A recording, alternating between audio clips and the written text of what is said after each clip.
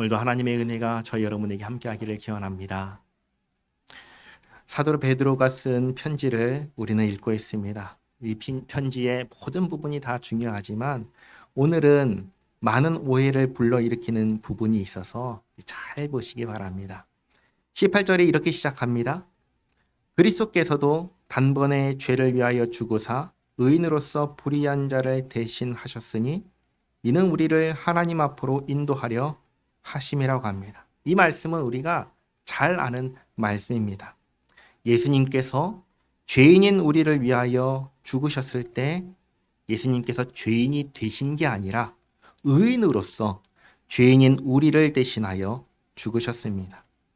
예수님께서 죄인인 우리가 받아야 할 죄벌을 대신 받아주셨습니다. 이로써 우리가 받아야 할 죄벌은 사라졌습니다. 과거에 죄를 범했다라는 그 사실은 남지만 그 죄로 인하여 받을 벌이 사라진 겁니다.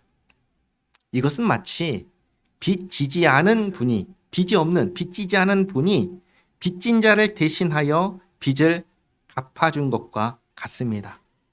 빚을 대신 갚아줄 수 있나요, 없나요? 있잖아요. 누가 빚을 졌을 때 빚을 지지 않은 사람이 그 빚을 대신 갚아줄 수 있어요, 없어요? 있잖아요. 그래서 이 빚진 사람은 과거에 빚을 졌다는 사실은 있지만 예수님께서 대신 그 빚을 갚아주셨기에 갚을 빚이 이제 있어요, 없어요? 없다. 그것을 18절 상반절에서 가르쳐 주신 겁니다. 그리고 육체로는 죽임을 당하시고 영으로는 살리심을 받았다고 합니다. 예수님께서는 육체로는 죽임을 당하셨습니다. 십자가에서 실제로 죽으셨다는 겁니다.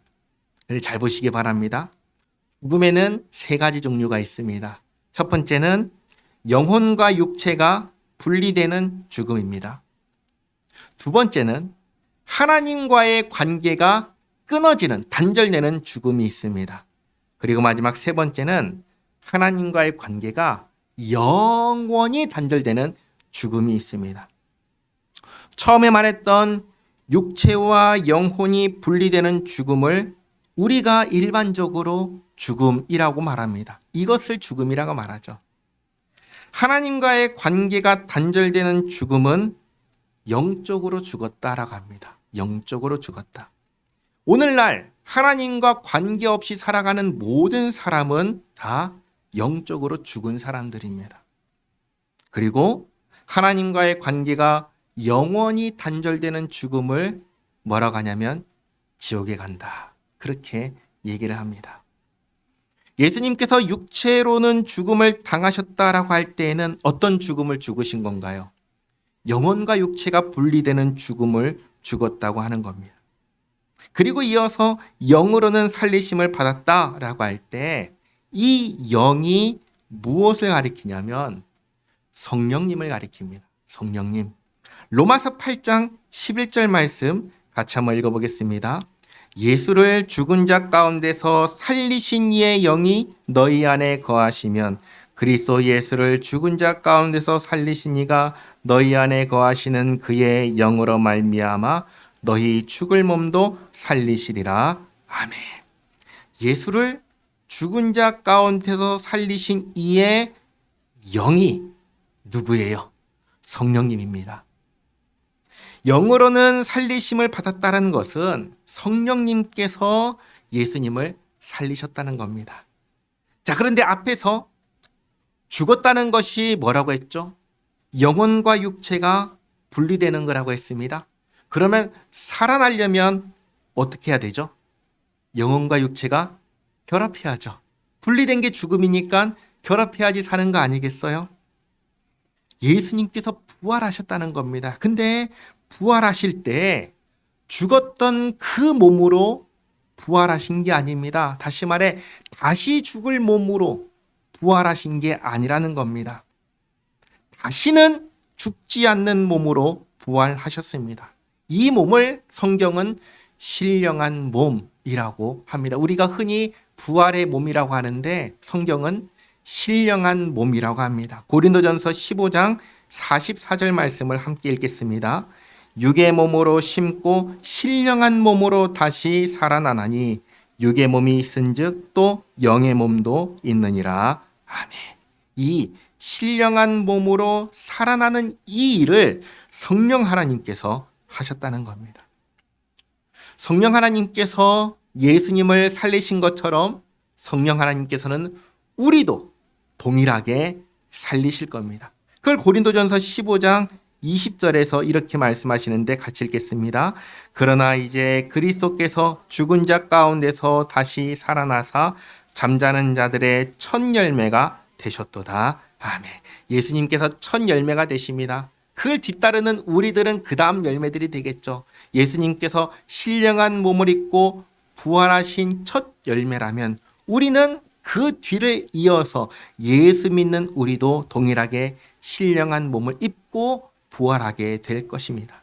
근데 이 일을 누가 하신다고요?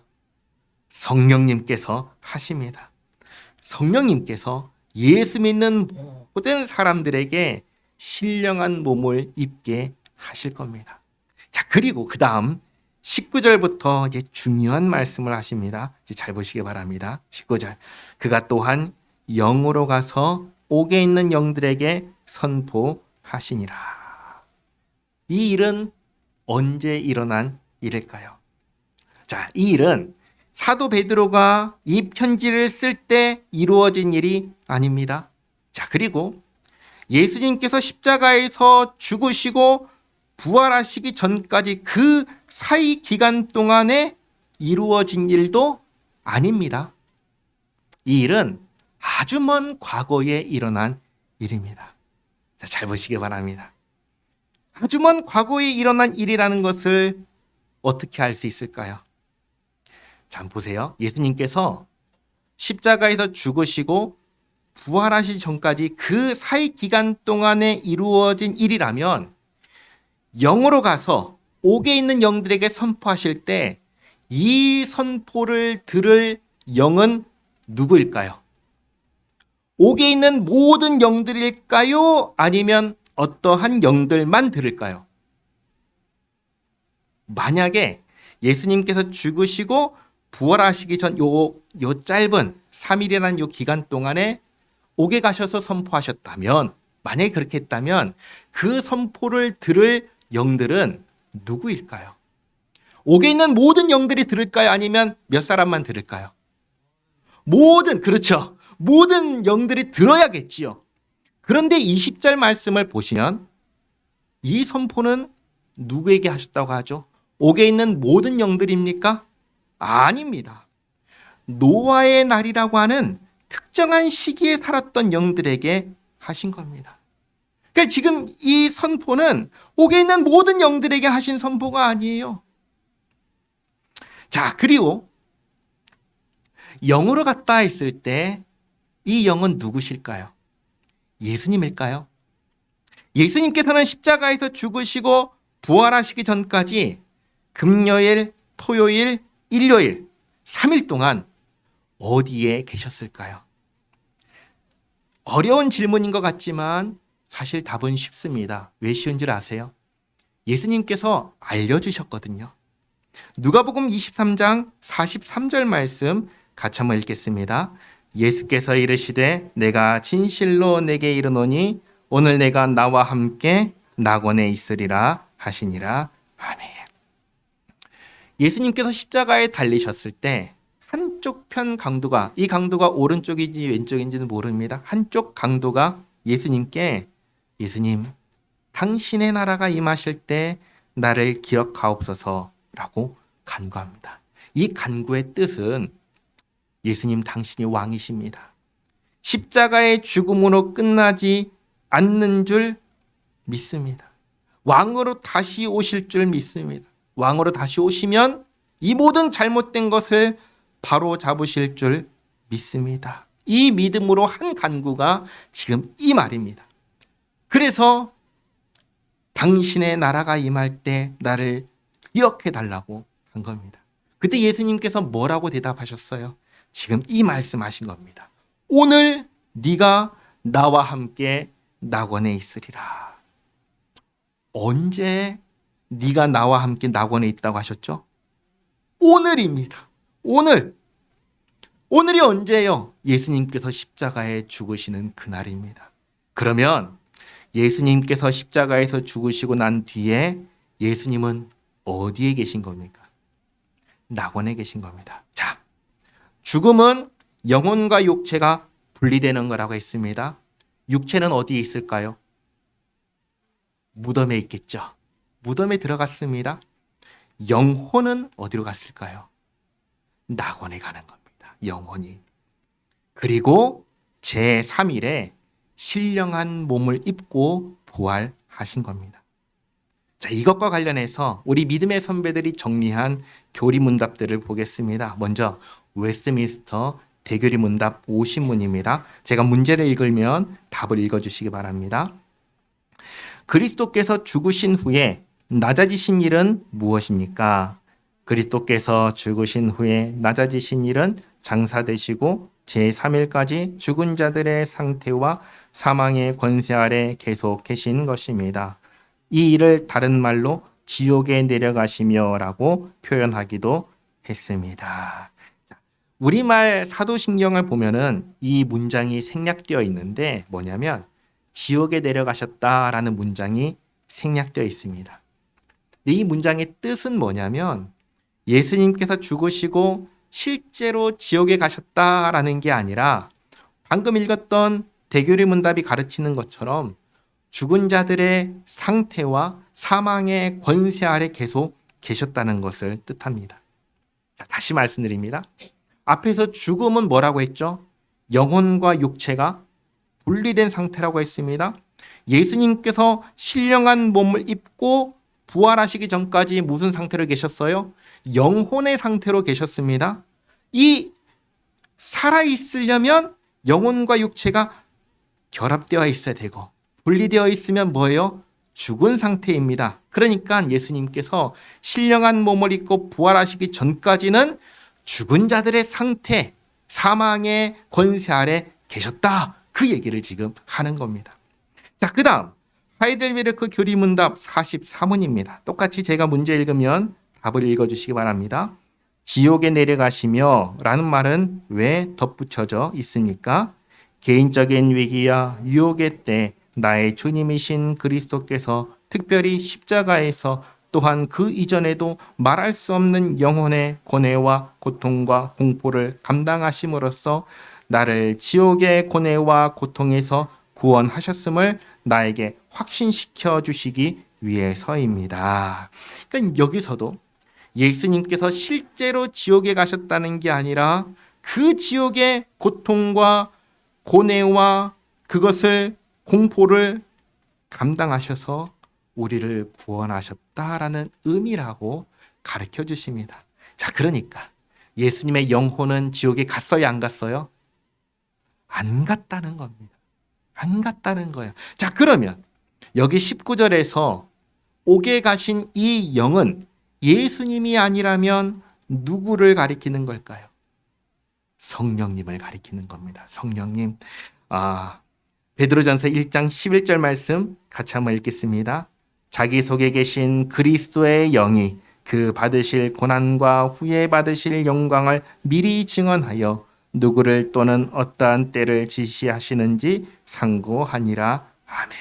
이건 선지자들이 받은 그리스도의 영을 말하는데 그리스도의 영을 뭐라고 해요? 성령 하나님이라고 하는 겁니다. 그래서 여기 19절의 영도 성령 하나님을 가리킵니다. 자, 그래서 잘 보시기 바랍니다. 20절에 그들은 이라고 하죠. 지금 옥에 있는 영들은 전에 노아의 날 방주를 준비할 동안 하나님이 오래 참고 기다리실 때에 복종하지 아니하던 자들이라고 합니다. 과거에 성령님께서 노아를 통하여 복음을 선포하셨습니다. 그때 선포하셨으나 복종하지 않은 자들이 지금 어디 있는가? 옥에 있다라는 말씀입니다. 그러니까 사도 베드로는 지금 예수님께서 하신 그 구원의 사건이 노아 시대와도 연결되어 있다는 것을 보여주고 계신 겁니다. 그때의 성령님께서 노아를 통하여 복음을 선포하셨지만 그 선포를 받아들이지 않은 자들이, 믿지 않은 자들이 다 어떻게 되었는가? 옥에 갔다, 지옥에 갔다, 그걸 말씀하시는 겁니다. 자, 이제 다시 한번 잘 보시기 바랍니다. 노아 시대가 어떠했는지를 말씀드리겠습니다. 하나님께서 세상을 창조하시고 얼마 지나지 않아서 첫사람 아담과 하와가 하나님 명령을 지켜서 여겼어요. 어기고 타락했습니다. 하나님께서 이들을 추방하셨습니다. 에덴 동산에서 추방되고 얼마 지나지 않아 아담과 하와가 낳은 첫 번째 아들 누구죠? 가인. 가인이 동생 아벨을 어떻게 해요? 죽였습니다. 얼마 지나지 않아 첫 번째 살인 사건이 발생합니다. 그리고 그 가인의 6대 후손인 라멕은 자기를 상처 입은 소년을 어떻게 해요? 죽였다고 노래를 불렀습니다. 그리고 아담의 10대 후손인 노아가 살던 시대가 됩니다. 노아가 살던 때의 세상은 어땠을까요? 1번, 범죄자가 다 사라졌다. 2번, 범죄자로 가득했다. 정답 뭘까요? 2번입니다. 2번입니다. 창세기 6장 5절에서 7절까지 말씀 함께 읽겠습니다. 여호와께서 사람의 죄악이 세상에 가득함과 그의 마음으로 생각하는 모든 계획이 항상 악할 뿐임을 보시고 땅 위에 사람 지으셨음을 한탄하사 마음에 근심하시고 이르시되 내가 창조한 사람을 내가 지면에서 쓸어버리되 사람으로부터 가축과 기는 것과 공중의 새까지 그리하리니 이는 내가 그것들을 지었음을 한탄함이니라 하시니라. 아멘. 온 세상이 무엇으로 가득했어요? 죄악으로 가득했습니다. 사람이 생각하고 계획하는 것이 다 선해요, 악해요? 악합니다. 그런데 이런 시대에도 하나님을 잘 섬기는 사람이 있었는데 그게 누구예요? 노아인 겁니다. 세상 사람들이 아무도 하나님께 관심을 갖지 않을 때 하나님께 관심을 갖고 있었던 사람이 노아입니다. 성경은 노아가 그 시대에 하나님과 동행했던 사람이다 라고 가르쳐줍니다. 창세기 6장 9절 말씀 함께 읽겠습니다. 이것이 노아의 족본이라. 노아는 의인이요 당대 완전한 자라. 그는 하나님과 동행하였으며. 하나님께서 노아에게 방주를 지으라 하십니다. 하나님께서 비를 내려서 지상에 있는 모든 생명을 다 멸절하겠다 하십니다. 그때에 방주에 들어가면 산다고 하십니다. 그날부터 노아가 방주를 짓기 시작합니다. 자기의 세 아들 셈, 함, 야벳과 함께 방주를 지었습니다. 이 방주의 크기는 클까요? 작을까요? 컸습니다. 길이가 하나님께서 정해주셨어요. 근데 길이가 몇 규빗이냐면 300규빗이라고 합니다. 300규빗은 어떻게 될까요? 1규빗이 요 팔꿈치를 기준으로 할 때 팔꿈치에서 가운데 손가락 끝까지가 1규빗이라고 합니다. 제 팔을 재보니까 대략 45cm 정도 나오더라고요. 계산하기 쉽게 50cm라고 생각을 하면 300규빗은 150m입니다. 150m. 150m는 얼마나 되는 길이냐면 축구장 아시죠? 축구장이 105m입니다. 그러니까 축구장보다 더 긴 겁니다. 그러면 이 방주 크기가 작아요, 커요? 엄청나게 큽니다. 그러면 이 어마어마하게 큰 방주를 지을 때 사람들이 궁금해 할까요, 안 할까요? 와서 물어볼까요, 안 물어볼까요? 물어보겠죠. 이런 걸 왜 짓냐고 물어보지 않겠습니까? 그러면 노아가 설명을 해주는 겁니다. 하나님께서 비를 내리실 겁니다. 땅에 있는 모든 생물들이 다 죽을 겁니다. 그러나 여기 방주에 들어가면 삽니다. 이 방주가 가리키는 게 누구예요? 예수님입니다. 예수님. 하나님께서 비를 내리실 때 방주에 들어가면 사는 것처럼 하나님께서 심판하실 때 예수님 안에 있으면 산다는 것을 보여주는 예표가 방주입니다. 누구든지 방주에 들어가면 삽니다. 누구든지 예수님 안에 있으면 삽니다. 이 복음을 성령님께서 노아를 통해서 그 시대에 선포하신 거예요. 자, 그러면 사람들이 노아의 이 말을 듣고 비가 온다고 하면서 날씨를 볼까요, 안 볼까요? 보겠죠. 날씨가 흐릴까요, 맑을까요? 맑죠. 그러면 노아의 말을 들을까요, 안 들을까요? 안 듣습니다. 성경은 뭐라고 가르치냐면 비가 오는 그 전날까지도 노아의 말을 믿지 않고 평소처럼 먹고 마시고 시집가고 장가가며 살았다. 그렇게 기록합니다. 때때로 저는 오늘날이 노아 시대와 닮았다는 생각을 합니다. 예수님께서 우리를 구원하기 위해서 오셨다는 이 기쁜 소식이, 누구든지 예수님을 믿으면 구원받는다는 이 기쁜 소식이 세상 사람들에게 말하면 그래서 뭐 나랑 무슨 상관인데? 라고 하면서 아무런 가치가 없어 보이기 때문입니다. 그 시대의 복음을 전하던 노아와 오늘날 예수 믿는 우리의 삶이 비슷하다, 다르지 않다, 그 생각을 많이 해보게 됩니다. 결국 비가 올 때 어떻게 됐죠? 다른 사람들 왔나요? 아무도 안 왔습니다. 노아와 가족들과 하나님께서 보내신 짐승들만 방주에 들어갑니다. 문은 닫힙니다. 비가 쏟아져 내립니다. 홍수가 얼마나 계속된 줄 아세요? 1년. 40주야를 비가 내렸습니다. 물이 계속 차오릅니다. 물이 다 빠질 때까지 1년 걸렸습니다. 그 1년 동안에 지상에 있던 생명은, 호흡하는 생물들은 다 어떻게 됐을까요? 다 죽었습니다.